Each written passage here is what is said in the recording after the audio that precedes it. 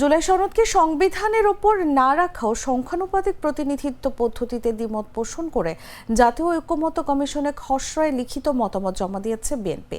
একই সঙ্গে জুলাই সনদকে সংবিধানের ওপরে নাকি নিচে রাখা হবে সেটা নিয়েও প্রধান উপদেষ্টা ডক্টর মোহাম্মদ ইউনূসের সঙ্গে আলোচনায় বসবে দলটি।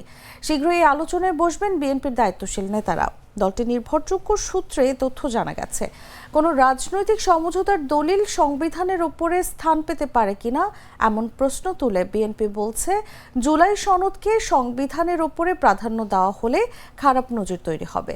এই সনদ নিয়ে আদালতে প্রশ্ন তোলা যাবে না, সরাসরি এমন বিধান রাখারও বিপক্ষে বিএনপি।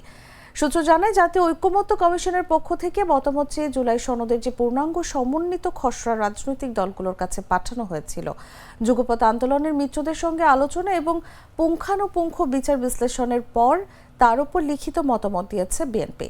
বুধবার সন্ধ্যায় ঐক্যমত্য কমিশনে ইমেইলের মাধ্যমে তা জমা দিয়েছে দলটি।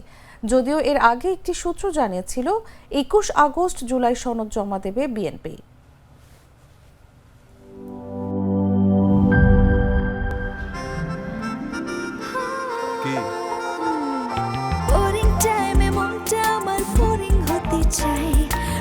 চাটনির দারুণ স্বাদে কোথায় যে হারায় টক ঝাল মিষ্টি স্বাদে মনটা মেতে ওঠে প্রাণ চাটনির দারুণ স্বাদে কোথায় যে হারায় প্রাণ চাটনির দারুণ স্বাদে।